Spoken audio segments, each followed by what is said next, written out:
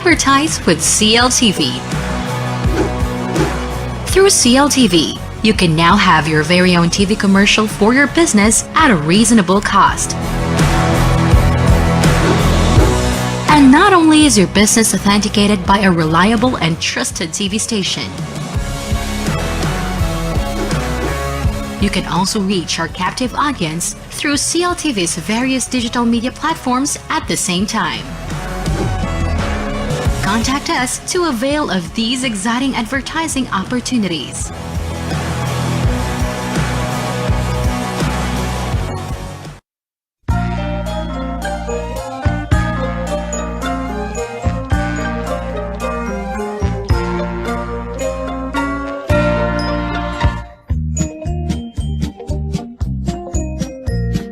Mga karehiyon, sa darating na halalan 2022, ang kinabukasan ng ating bansa ay nakasalalay sa kamay ng bawat isa. Kaya bumoto ng tama.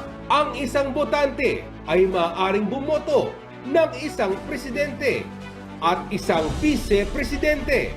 Maaari kayong mamili ng 12 kandidato para sa senador, tig-isa naman para sa district representative at party list representative. Sila ang bubuo sa House of Representatives na magkakaroon ng hanggang 250 members. Sa lokal na pamahalaan naman, kayo ay maghahalal ng gobernador, vice-gobernador, mayor at vice mayor, mga provincial board members at mga city at municipal councilors. Bagamat tayo ay nasa kalagitnaan ng pandemya, ang iyong boto ay mahalaga. Nasa masusing pagpili ang ikaangat at ikasasadla ng isang pamayanan. Bumoto ng tama dahil buhay natin ang nakataya. Ang paalalang ito ay hatid sa inyo ng CLTV.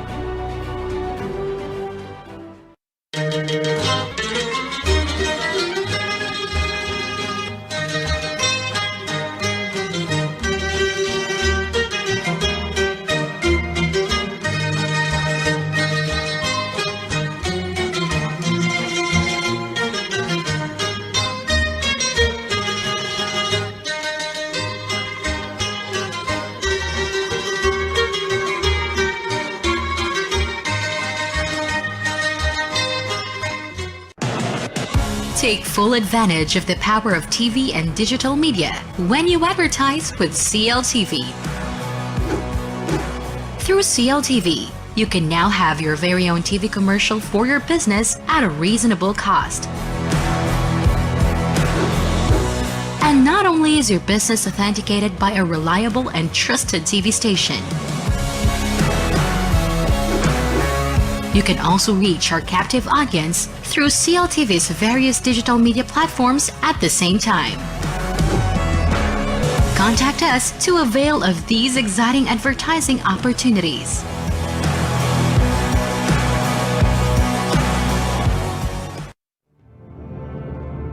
Mas mabilis pa itong kumalat kesa sa pandemya. Malaking panganib ang dulot nito sa mamamayan. Lumilikha ito ng pagkalito at pangamba. Pekeng balita. Pekeng impormasyon. Sigurado ka ba na tama ang balitang napapanood mo? Huwag maging biktima. Gaya ng COVID-19, sadyang delikado ang pagkalat ng mga maling impormasyon. Maging mapanuri at mapagmatsyag. Magsaliksik. Isaalang-alang ang kredibilidad ng pagkukunan ng impormasyon. Piliin. Piliin. Piliin ang katotohanan.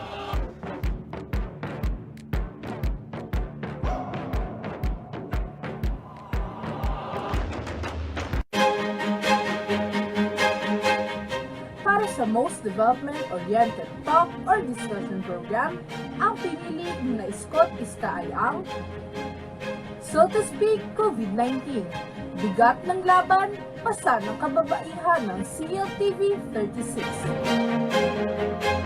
Nais naming pasalamatan ang mga bumubuo ng UPLB Gandingan sa katatalang iginawat ninyo sa aming programang So to Speak.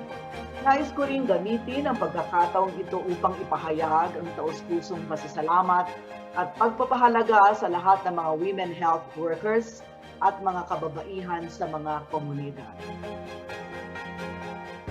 Mula sa pangangalaga sa kanilang mga pamilya hanggang sa pangunguna sa iba't ibang larangan, hindi matatawaran ang serbisyo at sakripisyo ng mga kababaihan sa pagsugpo sa pandemyang ito at pagharap sa mga hamon ng maling pamamahala. Madalas, hindi lang oras, galing at kaalaman ang kanilang iniaalay, kundi maging ang kanilang sariling buhay. Kayo ang aming inspirasyon upang patuloy na tumugon sa mga hamon ng panahon. Makakaasa kayo ng CLTV 36 ay patuloy na magiging tulay upang maiparinig ang saloobin ng taong bayan, lalo na yung mga walang boses sa ating lipunan. Maraming salamat sa galingan at sa mga tagapagtangkilik ng aming istasyon. Dakal na salamat po.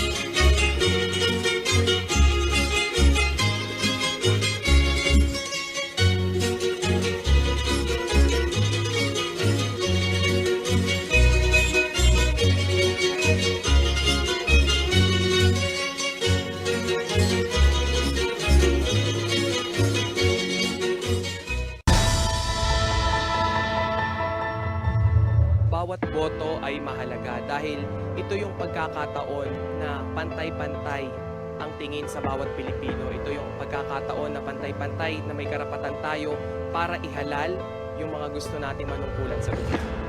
Ang hindi pagboto ay pagsasantabi ng isang karapatan para maihalal nga natin yung mga nararapat na maging opisyal ng gobyerno para makapili ng mga susunod na mga leader na mamumuno sa ating bansa na mayroong vision para maging maayos nga yung panunungkulan o yung isang administrasyon. Kung gusto niyo pong baguhin na yung buhay niyo at magbago na yung ekonomiya ng bansa, ito na yung pagkakataon para magparehistro tayo at bumoto para sa magiging tamang liderato ng bansa.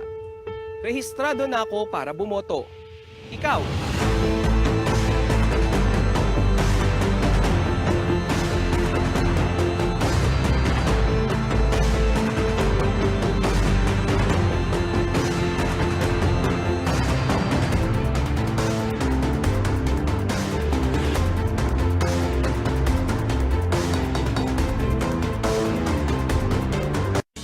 Kolehiyon, sa darating na halalan 2022, ang kinabukasan ng ating bansa ay nakasalalay sa kamay ng bawat isa. Kaya bumoto ng tama. Ang isang botante ay maaaring bumoto ng isang presidente at isang vice-presidente.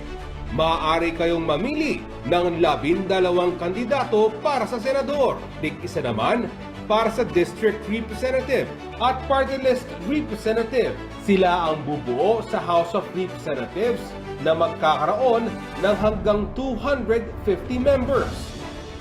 Sa lokal na pamahalaan naman, kayo ay maghahalal ng gobernador, vice-gobernador, mayor, at vice mayor, mga provincial board members, at mga city at municipal councilors. Bagamat tayo ay nasa kalagitnaan ng pandemya, ang iyong boto ay mahalaga. Nasa masusing pagpili ang ikaangat at ikasasadla ng isang pamayanan. Bumoto ng tama dahil buhay natin ang nakataya.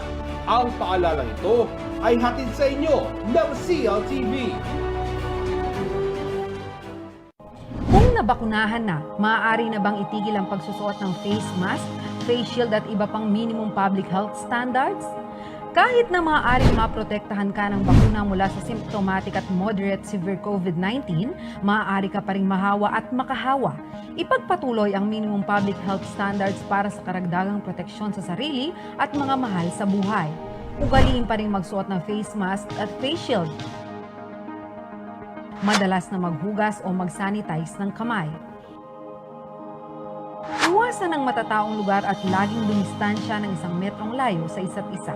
Siguruhing may magandang daloy ng hangin sa bahay o lugar ng trabaho.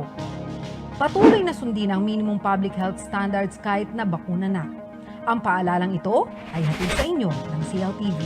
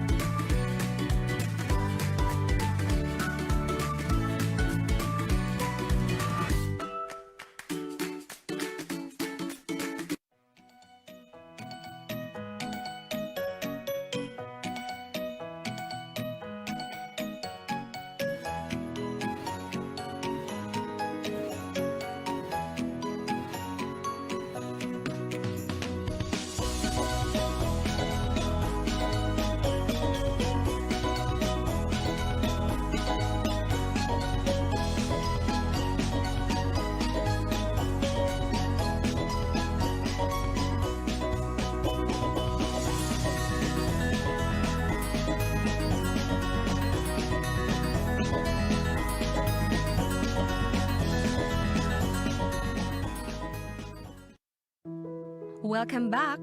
Kung may pagbabago sa inyong mga bahay, mayroon din dito sa ating pinagtatrabahuhan. Una, kukuhaan kayo ni Manong Guard ng inyong temperatura. Kapag mataas ang inyong temperatura at may iba pang sintomas, kailangan kayong matingnan sa ating klinik o ipadala sa pinakamalapit na health center o pauwiin kung may sakit. Siguraduhing malinis ang mga kamay bago pumasok sa pinagtatrabahuhan. Ugaliin ang pag-sanitize ng kamay. Bukod sa face mask, maaaring humingi ng pang-disinfect na panglinis ng inyong workstation sa admin. Panatilihin ang physical distancing at all times. Kapag may meeting o diskusyon, iwasang gawin ito sa masikip at maliit na lugar. Siguraduhin na may tamang ventilasyon at limitahan ang bilang ng mga tao sa meeting room. sundin ang 1-meter rule sa physical distancing. Masarap man magkwentuhan tuwing break, iwasan na magtagal o magsabay-sabay at dapat mayroon pa ring physical distancing. Kung hindi maganda ang pakiramdam o may sintomas ng sakit, manatili sa bahay at abisuhan ang pinagtatrabahuhan upang sila rin ay makagawa ng mga hakbang. Huwag kalimutan ang mga natutunan dahil ito ang ating sandata para maging handa sa new normal.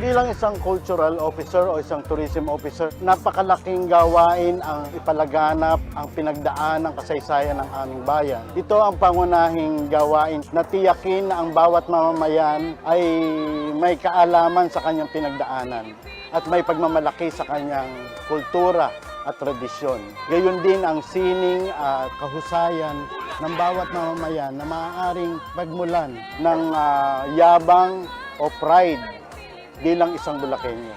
Ako si Armando Santa Ana. Proud ako sa Bulacan. Proud ako bilang isang Bulakenyo.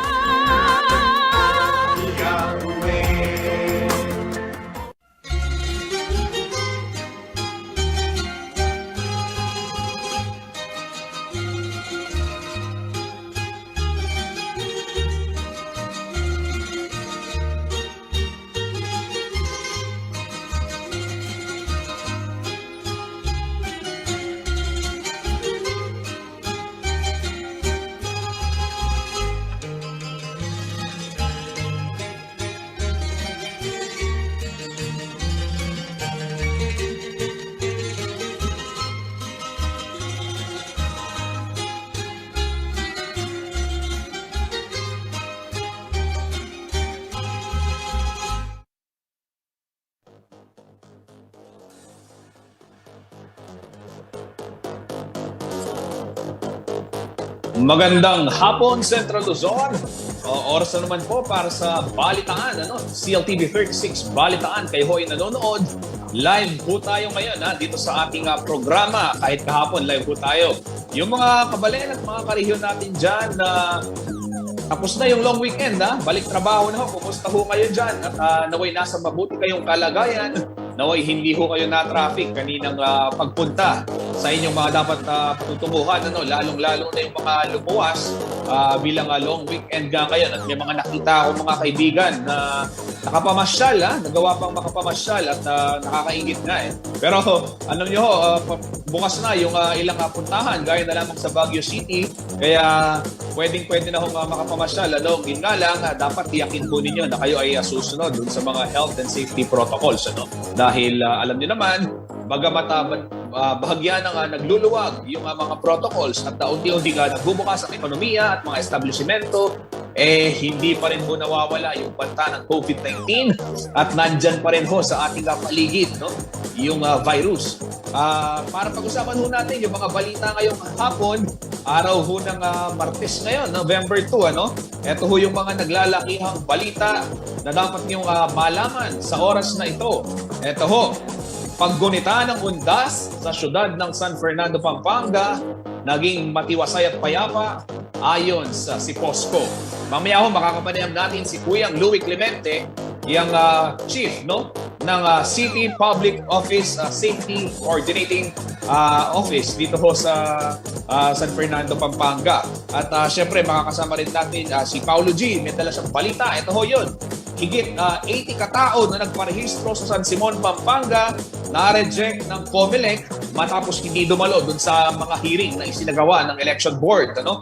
May detalye ho dyan mamaya si Paulo G. At itong pangangalaga naman sa mga watershed at kagubatan na makatutulong daw sa climate change. Isinusulong ho yan ng Department of Environment and Natural Resources. Ayan, tuloy-tuloy na ho tayo sa ating balitaan. Ako ang inyong lingkod, Justin Dizon. Nanonood kayo ng CLTV Balitaan at para sa ating unang balita ngayong araw. Ito po, gaya na nabanggit ko kanina, no, mahigit 80 katao sa bayan ho ng San Simon ang hindi nakapag-rehistro o nagrehistro. Subalit hindi natanggap at hindi nabilang doon sa registered voters list gawa ng ilang kadahilanan matapos mapetisyon at hindi nga dumalo doon sa election board hearing, no? Para pag-usapan ho ang balitang yan, makakasama natin live si Kuyang Paulo G. Santos, pero kumustahin ho na muna natin siya, no? Paulo G, kumusta ka dyan? May mga gusto ka bang i-shout out, yung mga followers mo at kumusta? Yung pagdiriwang mo ng undas, bagamat kahapon, magkasama lang tayo at napanood kita o nakausap kita, nasa Dao Bus Terminal ka. Ano yung latest doon sa mga napuntahan mo? Alam po, Justin, talagang ramdam natin sa panahong ito yung pananabik nitong ating mga kababayan dito sa long weekend at pansin natin talagang maraming nabitin, Justin. Ha? Pero over the weekend, sa pag-iikot ho ng news team dito pala ho sa Pampanga, yung mga pasyalan at yung mga parke, nagulat kami ni paring Johnny dyan sa Clark. Dyan sa Clark, ang daming pasyalan dyan. Ay, sandamukal na ho yung mga tao na masyal dyan, Justin. Shout out doon sa mga nag-picnic na masyal. Alam mo, Justin, yung ang paalala ng DOH na opo, mga kaibigan, meron pa rin pong pandemya pero hindi mo talaga maiiwasan, Justin, lalong-lalo na yung mga parke gaya dito sa malapit sa Santa Rita, yung may may Eco Park. Yung Eco Park. Itang tusok-tusok ka rin yung yung paborito ni Choy Choy. At dami nagtatanggal ka ng face mask at saka kapatid kakain. Ako, mag-ingat ho kayo, mga kaibigan. Pero gaya ng binabanggit mo, Justin, yung mga ilang ruta patungo ho dito sa norte, yung Baguio, good news, mga kaibigan. Pero limitado pa rin yata yung mga pinapapasok nila. Pero yung pre-booking, napakahalaga ho niyan para hindi ho kayong mabigo, mga kaibigan, na ura-urada ho kayong pumupunta sa mga bus company. Mahalaga muna na i-check nila, Justin, yung mga prerequisite bago ho kayo magpabook sa mga bus dahil isa ho yan sa hahanapin ho sa inyo pagka kayo bumiyahe, Justin. Tama ka dyan, Paulo G. Nabanggit mo nga kanina yung Clark, yung mga nag-picnic. Banggitin lang siguro natin itong walang kumpay na paalala ng Clark Development Corporation para doon sa mga picnic goers, no, na huwag iwanan yung kanilang mga pinagkainan, yung kanilang mga basura kapag sila ay nagsagawa ng recreational activities dyan sa parade grounds. Dahil alam naman ho natin, maluwang yung lugar at napakaswerte nga rin natin, malapit tayo sa Clark dito sa Pampanga. Meron tayong puntahan na ganyan, pangalagaan naman din po natin, yung mga basura. Wag daw iwanan kung saan-saan. Ako, alam mo, Paolo, madalas ako magbisikleta dyan. Minsan nadadaanan ko, makikita mo nga naman, magluluto na nagsasamgyupsal na sa may parade grounds. Sa tingin ko, si Paring Vic, isa sa mga parokyano nung parade grounds na yan. Pero yun nga, according sa CDC, nakikiusap ho sila, may mga provided trash cans naman ho. Wag ho kayong magkalat doon. Yun po yung pakiusap ng ating mga kaibigan sa CDC, si Kuyang Eric Jimenez ng Communication Division, no, sinasabi nga na dapat panatilihing malinis naman, no, yung lugar para sa mga ating kapwa park goers, no, dahil alam niyo naman uhaw na uhaw yung taong bayan, yung ating mga kabalan karehiyon sa pamamasyal ngayong matapos yung 2 taon halos, no, Paolo G, itong pandemya. At syempre, hindi naman din biro yung pagkulong lamang sa bahay o kaya puro trabaho lang. Paminsan-minsan maganda rin naman na merong recreational activity na kailangan gawin, ano? At pwede rin siguro puntahan, no? Babanggit ko na lang, Paolo G, yung pinuntahan mo ng Biyernes, no? Nainggit ako doon yung maliwanag na parol San Fernando diyan mo sa Heroes Hall. Tuwing gabi, nako, pwedeng mag-selfie, pwedeng mag-TikTok, Paolo G. Ikaw ba nakapag-TikTok ka na diyan? Baka pag ako'y nahila-hila ni Choy Chot, kami magti-TikTok kami magiging viral no? Oo, may mga challenge ngayon sa TikTok na pwedeng gawin diyan, ano? Pero ito, Paolo G, pag-usapan naman natin yung balitang bit-bit mo, no? Itong higit 80, no, na nagparehistro sa bayan ng San Simon, Pampanga ang hindi tinanggap ng Commission on Elections, no? Ano yung naging dahilan daw ng pagkaka-reject nitong mga registrants na ito? Justin, yan yung 83 na yan out of 317. Ang tanong mo susunod sa akin, Justin, karami naman yan. At saan naman galing yan? Ay dito sa isang factory. Hindi ko na lang babanggitin, Justin, yung kumpanya. Pero itong mga empleyado na ito, nasa 317. Itong sabayang nakapagparehistro.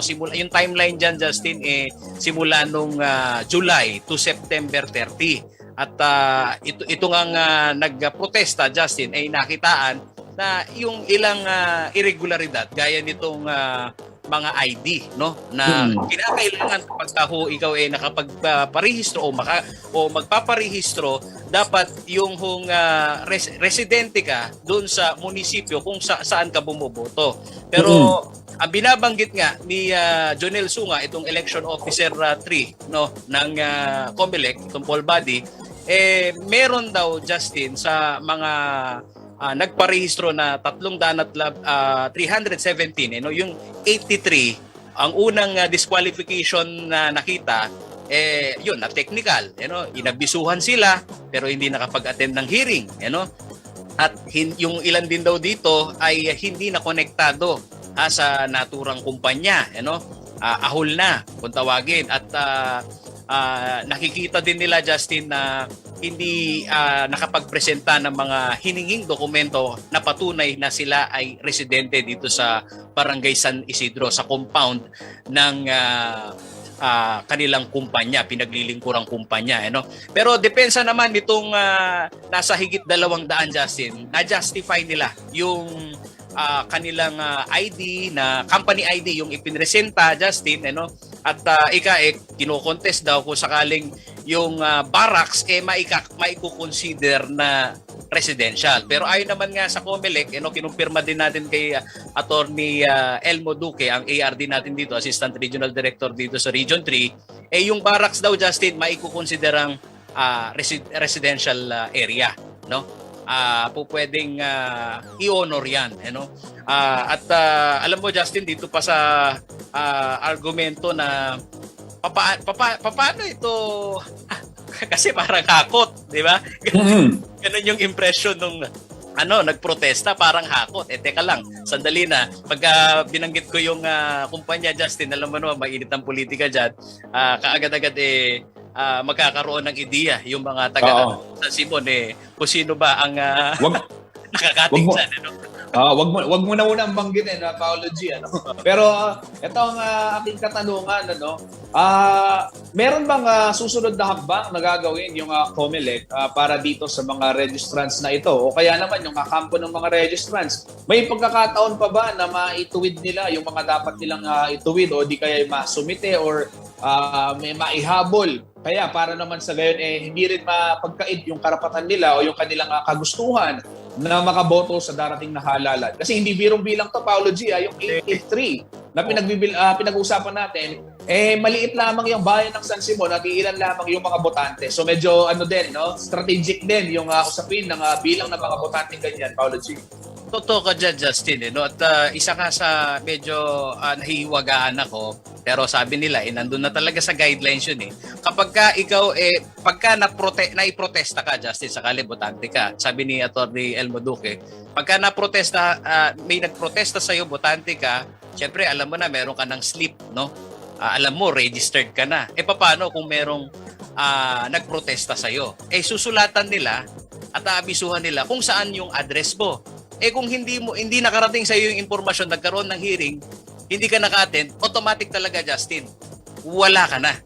Disqualified ka na. Marireject na yung iyong registration. Ngayon, ang tanong kasunod, paano ko pwede ba akong mag-apila? Pwede naman po, mga kaibigan. Ang hangganan po ng correction at ito hong pag-apila ay hanggang November 8. Base ho dito sa calendar of events ng COMELEC, mga kaibigan. Yung last day of file correction of names to appear on the official ballot.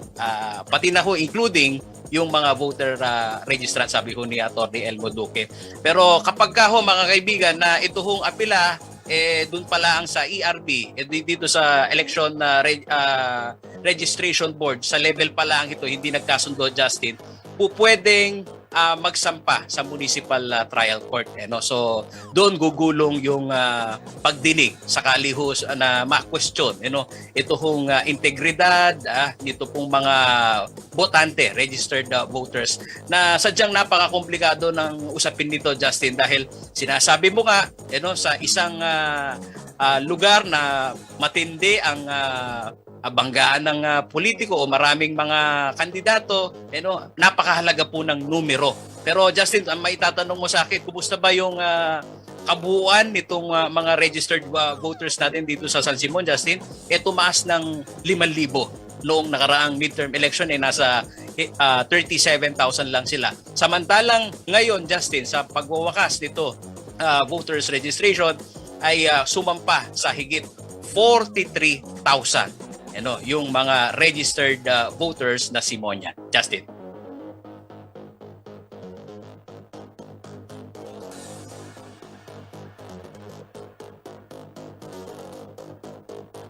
Justin. Ayan. Nakamute pala ako. Okay. Yan yung mga bloopers sa Zoom. Anyway, nabanggit mo nga, Paolo G, mainit yung lagay ng eleksyon ng politika dyan sa bayan ng San Simon. Hindi naman lingid sa kalaman ng ating mga kabalet. Yung suspended Mayor JP Punsalan at itong bangayan kay Vice Mayor and Acting Mayor Leonora Wok. At nakita din ho natin yung mga nakaraan, yung mga nag-aaway sila sa kanilang live stream doon sa kanilang hearing sa sangguniang bayan ng San Simon. And syempre, may mga hindi lang ho dalawa yung nagbabangga ang kandidato o yung naglalabang kandidato dyan. Hindi lang si Mayor JP at Acting Mayor Wong. Kung hindi, meron pa hong ilang mga kandidato rin ang nag-file at nilang COC. At isa na nga ho dyan, si Councilor Keko Almario, na mamaya makakasama natin, makakasama ni Jennifer Salenga sa ating programa sa alas 6, doon sa Know Your Candidate, kilalanin ang kandidato, para naman makilatis din ng ating mga kabalen dyan sa San Simon. Paolo G, panghuling tanong ko na lang, nakakausap mo itong election officer Sunga ng bayan ng San Simon, Pampanga. May nabanggit ba siya na nagpakita ba ng interest o ng intent itong mahigit 80, 83 to be exact, na magpetisyon para sa gayon makahabol pa sila doon sa registration, dahil gaya nga ng sinabi mo, pwede bang i-apela yan hanggang 8 ng Nobyembre? Justin, yun, yung finality na ibaba na raw dahil yung hearing nagsimula noong October 14, October 25 nang maibaba naman nga itong final na desisyon na disapprove dito sa 83 mga manggagawa. So, madaling salita, wala na talaga, Paolo G. Wala na talaga, pero may chance pa naman, Justin, basta yan ay maiapila din sa mas mataas na o dito sa MTC. Okay, susubaybayan ho natin yung balitang yan, at yan ay ating abangan sa mga susunod na araw. Maraming salamat. Paolo G. Santos, nag-uulat live. Okay mga kariyon, mga kabalit, maya-maya ho makakapanayam ho natin dito sa ating programa si Ginoong Louie Clemente, ang hepe ho ng Siposco dito sa Ciudad San Fernando, para mag-usapan naman ho yung naging takbo nung kanilang operasyon at ng kanilang pagbabantay nitong mga nakaraang araw. Dahil kanina ho, nung kausap ko si Kuyang Louie sa pre-interview, ang sinasabi niya generally naging peaceful yung pagdiriwang ng undas sa siyudad ng San Fernando, pero medyo busy, hectic yung kanilang naging schedule bago mismo yung araw ng undas, dahil alam naman ho natin October 29 nagsara ho yung mga sementeryo at kolumbaryo, hindi lamang dito sa San Fernando kundi maging sa iba't ibang lugar dito sa bansa. At yung days before that, yun yung panahon ng ating mga kabalen, ng ating mga karehiyon at kababayan na magtungo sa kanilang mga yumaong mahal sa buhay. Kaya naging ganun na lamang din yung pagiging abala nitong ating mga kaibigan mula sa Siposco. Mamaya ho yan sa pagbabalik ng CLTV Balitaan.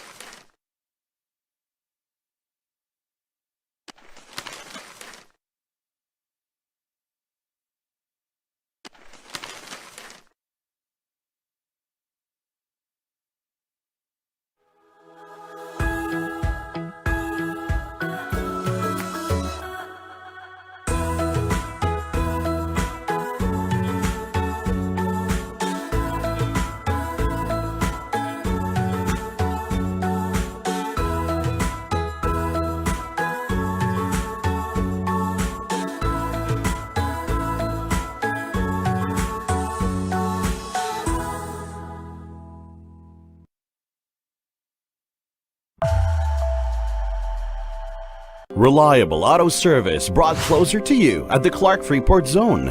Laos Auto Services, your professional multi-brand service center, is right in your midst. It offers general jobs for repair and maintenance, body paint and detailing, collision repair and body works. Laos Auto Services at Clark Freeport is backed up by highly trained technicians, specialists in auto paint, detailing, body works and collision repair. Laos Auto Services, your professional multi-brand service center. Open Monday to Saturday from 8:30 a.m. Located along Manuel A. Rojas Highway, Clark Freeport Zone. For inquiries, contact 045-499-8080 or 0908-819-8080.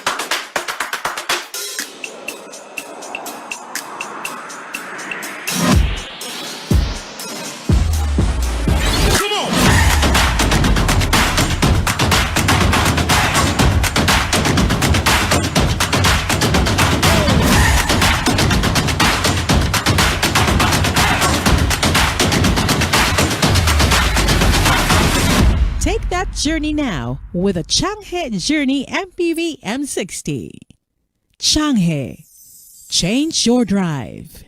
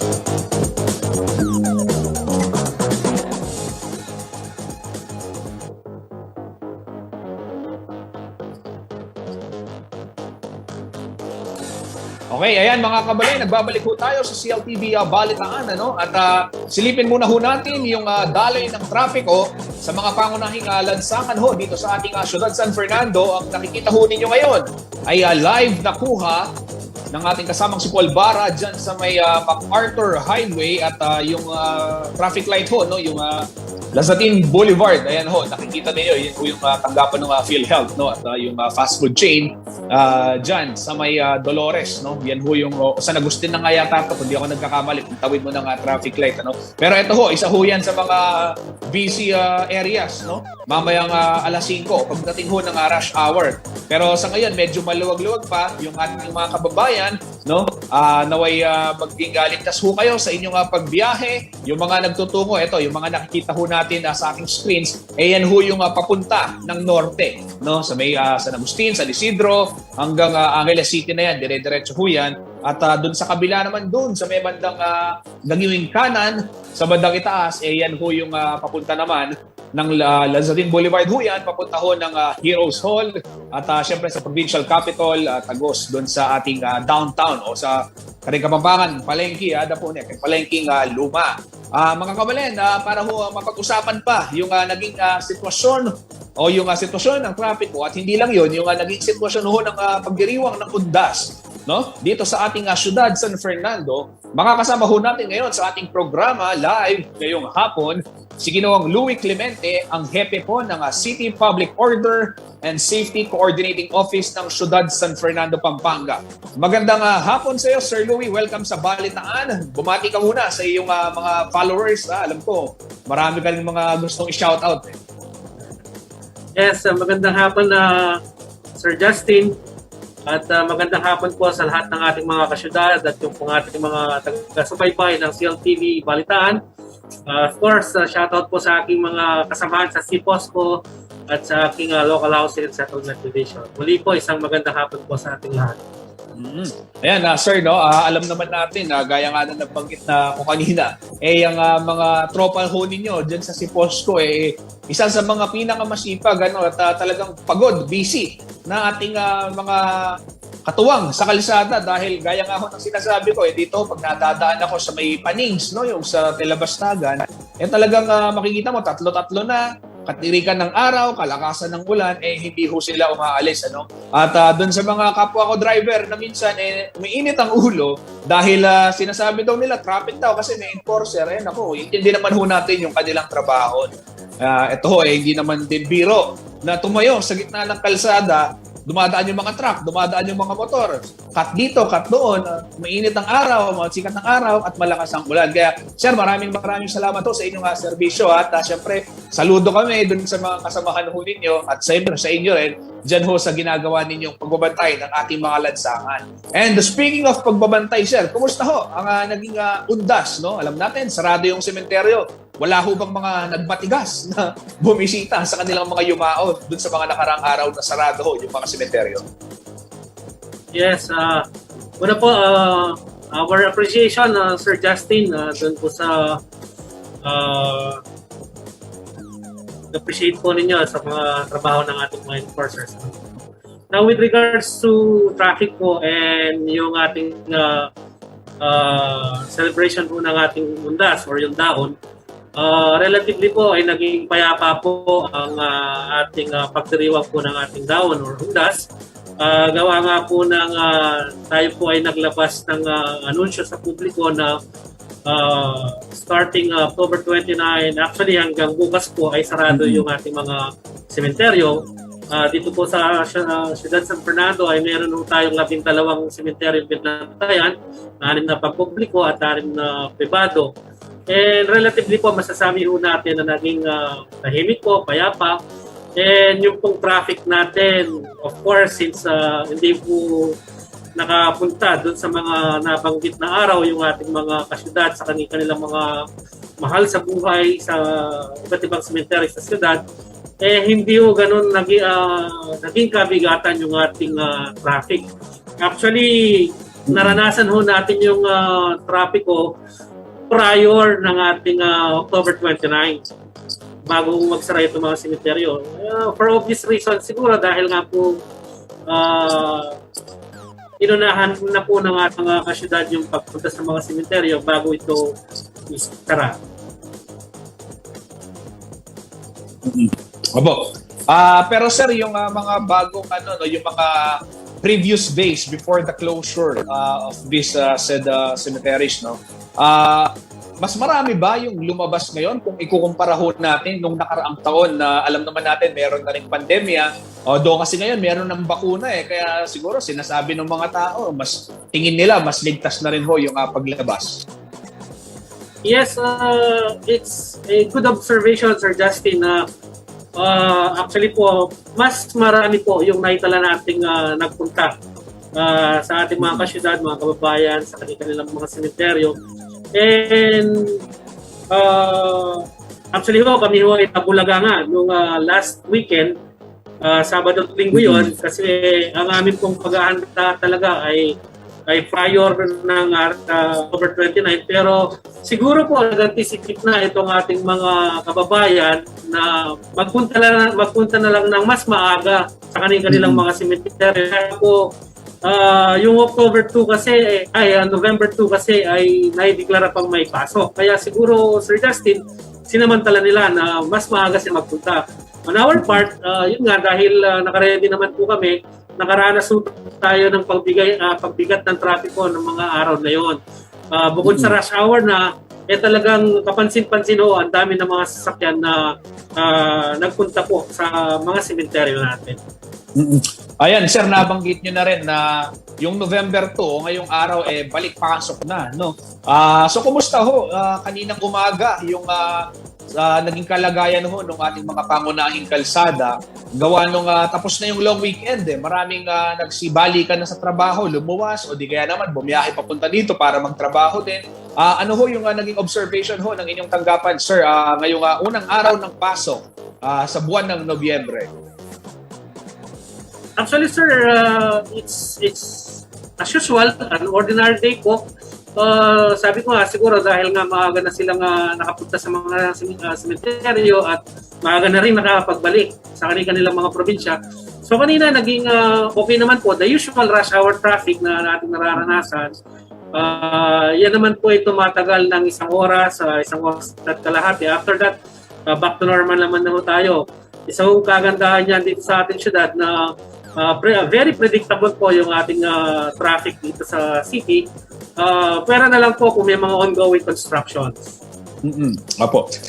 Sir, speaking of traffic, no, nabanggit nyo nga, itong kasi may mga na-observations tayo. Ako personally, nadaanan ko, may mga kaibigan tayo, mga followers din sa social media na nakakapansin yung bigat ng daloy ng trapiko dito ho sa may kalsada papasok ho ng Phil-Am Friendship Highway, no? Kung kayo ho ay manggagaling ng downtown, ito ho yung patungong Angeles City, sa may bandang kaliwa ninyo, yung Panings. Tawag ho natin doon, tayong mga Kapampangan, balo tayo, Panings, pag magtindang Butol Pakwan. So yung Panings, andyan, so sa bandang kaliwa, kadalasan ito yung nagiging bottleneck, no, ng traffic, no, ng traffic situation. Sir, ito ho ba may mga ano ho ba kayo, may mga intervention ho ba kayong nakikita na dapat gawin, or kung hindi man sa inyong tanggapan, sa ibang tanggapan gaya na lamang ng DPWH kaya, o kaya naman kung sino pa yung pwedeng government agency na makagawa din ng solusyon dito sa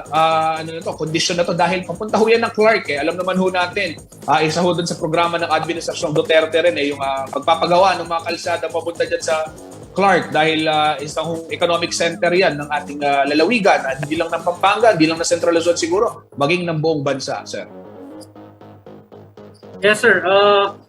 Yung po inyong nabanggit na area, isa ho yan sa amin pong kinoconsider na isang kumbaga choke point po with regards to traffic. Dahil nga po, yun nga katulad ng nabanggit ninyo, yung pong mga nagsi-shortcut, or actually long cut man yun no? Na magpupunta dito sa may kabaan ng Friendship, papasok ng Clark, yan dumadaan. Another part po, ang ginagawa na lang namin dyan is yung dagdagan yung mga enforcers. Pero para sa amin po kasi sa department, ang pinaka-term solution dyan is kung it is ideal, kung magkaroon yan ng yun nga, yung sana flyover or what, or bypass, sana, no? Kasi akala ho namin yung ginagawa nilang bypass sa may area na yan ay doon talaga particular na ilalagay. But unfortunately doon ho pala siya sa may parte ng Angeles. Yung pong ongoing construction ho ng flyover doon. Pero sa gaan ng amin, sir, ang makakasolve lang doon is another infrastructure project ho sana. Additional bypass road, or pwede ho ay magkaroon ng flyover doon sa lugar na yon. Which is, of course, it is the mandate of DPWH. On our part, we can only do so much. Ang importante lang during rush hour ay meron tayong mga enforcers na nakatayo doon just to manage and yung pong manning of traffic at any incidents na meron. Let's say for example, the aksidente ay agad-agad ho nating magawan ng karampatang aksyon. Tama sir. Nakita ko nga ho yung sinasabi ninyong mga enforcer. Minsan tatlo-tatlo na, gaya nga ho ng nabanggit ko kanina. Katirikan ng araw, o kaya kasagsagan ng malakas na buhos ng ulan, nandun pa rin ho yung ating mga kapatid na traffic enforcer. Sir, nabanggit na ho ninyo yung flyover, naalala ko lang bigla, alam ko doon sa isa nating programa, yung public interest, nakausap kita, kung may ho ng mga flyover dyan sa Ciudad San Fernando, particular na ho itong Jasa Road, itong nasa intersection, Dolores intersection, at saka yung Lazadin Boulevard flyover doon po sa may papuntang Hero Sol din naman, yung intersection doon. Sir, kumusta na ho yung update? Recently lang may nag-message ko sa akin doon sa ating Facebook page sa CLTV News, ang sinasabi baka pwedeng patignan daw dahil tingin nila gaya nga ho nung napag-usapan din natin noon, medyo alanganin na rin yung infrastruktura. Ito ho ba nakakuha na kayo ng feedback mula sa DPWH, sir? Actually po, nakakuha na tayo ng feedback at kasama nga sa mga future rehabilitation project po ng DPWH yan.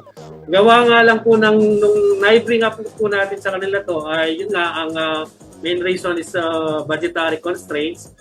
Pero ang sabi po ng nakausap po nating engineer, kasama ho natin noon si City Engineer Anel David, na yun nga po, by next year po ay baka magkaroon ho ng major rehabilitation dyan. On our part po, yung ginagawa ho namin, katulad ng napag-usapan ho natin noon, tayo po ay regularly nagpapa-operate po doon po sa mga heavy vehicle na talagang dumadaan sa ating mga flyover. Specifically po, ang binabantayan ho namin, ang tinututukan ho namin, itong sa may portion ho ng Lazatin Boulevard. Dahil kung ikukumpara po natin yung dalawang flyover, mas mukhang medyo nangangailangan ho ng major repair itong flyover dito sa may Lazatin Boulevard. Kami po nito, sa mga darating pong araw, maglalagay, actually kinausap ko na rin ho ang aming engineers department na maglalagay pa rin ho kami ng mga campaign or IEC materials sa ating pong mga driver this coming days. And hopefully, magkaroon na ng pagbabago. Pero during operation naman po, marami na rin ho ang tumatalima. But of course, we cannot really say na 100% wala na hong dumadaan sa ating mga flyover ng mga heavy vehicle. Ayan, okay. Maraming salamat po, Sir Louie Clemente. Ano yung pag-uusapan lang natin kanina nung inimbitahan kita itong sitwasyon sa Ondas, pero as usual, no sir, always ready ho kayo at maraming salamat ho sa pagbibigay ng update na yan dahil yung mga kababayan talaga natin, syempre lahat ho bumabiyahe, isa ho dun sa kanilang concern yung kaligtasan din pagdating dun sa mga flyover, no? Kami ho naman dito sa CLTV, ilang beses na rin ho namin inimbitahan at muling susubukang imbitahan ang DPWH para mapag-usapan din ho yung usapin kaugnay ho nung binabanggit ho ninyo na sana naway next year nga magkaroon ng major rehabilitation sa mga naturang infrastruktura. Sir Louie Clemente, maraming salamat po at mag-iingat ho kayo lagi. Sa susunod ulit, sir, lagi tayong magkakakwentuhan dito sa ating balitaan sa ating programa. Ingat, sir. Thank you very much po. Okay, maraming salamat Sir Justin. Anytime po, basta po pwede rin ho tayo. Wala akong problema. Maraming salamat po and keep safe po. Okay. Yan, mga karehiyon, mga kabalen, nakapanayan po natin si Sir Louie Clemente, ang hepe ho ng City Public Order and Safety Coordinating Office ng Syudad San Fernando. Gaya nga ako na nabanggit ko, no? Ito, paalaala sa mga kapwa ko driver na nagmamaneho, mga nasa likod ng manibela. Konting pasensya naman at konting alamig ng ulo sa tuwing tayo ay tayo ay masastock, no? O matetenga sa traffic dahil alam naman ho natin, hindi naman din ganoon kadali yung trabaho din ng ating mga kaibigang enforcers, lalo na kung umuulan o di kaya naman yung mga iba, mga truck pagkabilis-bilis, may mga tao sa gitna ng kalsada. Ay tumigil ho tayo, huminto ho tayo pag mayroong pedestrian, ano?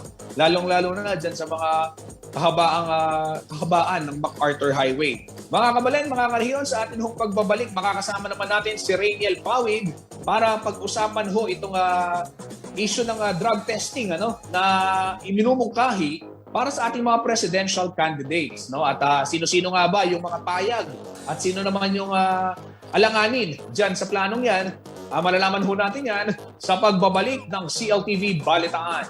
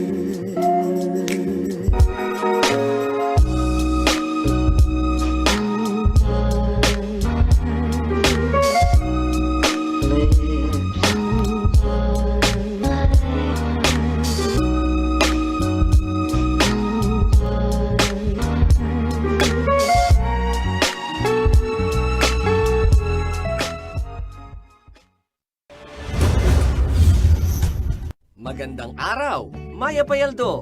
Naimbag nga aldaw mga Tarlakenyo. Mapapanood ang Central Luzon TV36 sa Tarlac sa pamamagitan ng ating cable partners. Concepcion Pay TV Network Incorporated Analog Channel 66. High-Tech Cable TV Incorporated Analog Channel 75 at Digital Channel 71. Leal Cable TV Network Incorporated Analog Channel 36. Central Luzon Cable Television Network Analog Channel 66.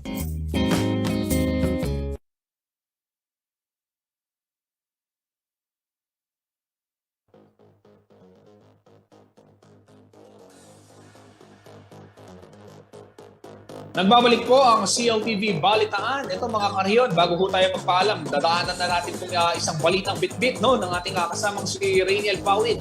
Ito ho, sabi ni Senator Ping Lacson, isa hong presidential aspirant, dapat random, no? Alin ho, yung ginagawang o yung plano, yung isinusulong na drug testing sa mga kumakandidato para sa pagkapangulo sa darating na halalan 2022. Ito ho yung naging tugon ng senador na kung matatandaan ho ninyo, naging hepe rin ng ating kapulisan na magkaroon dun sa usapin ng drug testing nga. Dapat daw random para mas maging credible, no? At para ho sa karagdagang detalye ng balitang yan, makakasama ho natin live sa ating programa si Rainiel Pawid. Rainiel, ano pa yung mga nabanggit ni Senator Ping, ano, kaugnay nitong usapin na to, at maliban sa kanya, sino-sino yung mga presidentiables na sumagot na doon sa tanong kung payag ba sila, kung okay ba sila na mag-undergo sa drug testing.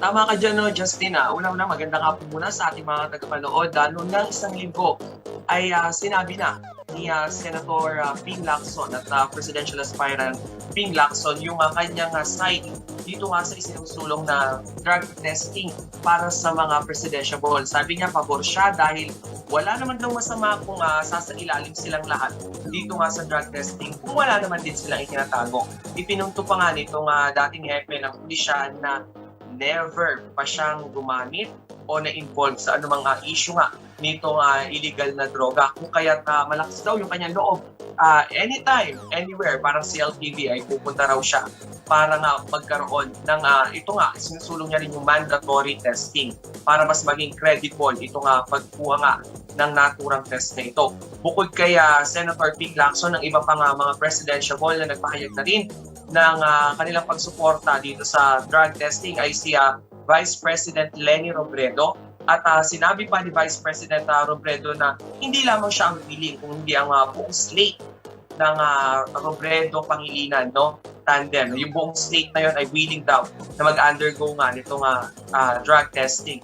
Maging sina former Senator Bongbong Marcos, Senator Manny Pacquiao, at Senator Bato de la Rosa ay willing din nga na sumailalim sa drug testing. Kasama testing.